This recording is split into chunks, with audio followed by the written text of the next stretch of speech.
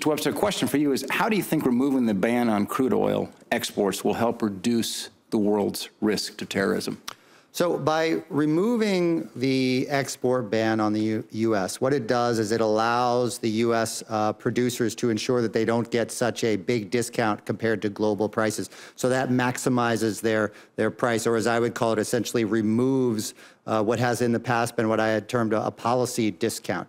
Now, at this particular time, because of high refining runs in the United States and because of the low price and because we have lower production, you probably actually wouldn't see a whole lot of barrels leave the country if you actually allowed crude oil exports today. However, it's important still to change this policy, because by changing this policy, it actually supports U.S. production growth in the future, rather than doing it when it suddenly becomes an emergency sort of nature. So it's an important policy for us because it allows us to increase U.S. production. And by increasing U.S. production, as we all know, U.S. production is what I would argue is a much safer place for production to come from rather than other countries. And so that increases overall energy security, not just in the United States, but actually on a global basis. And it must be remembered that oil markets is a global market.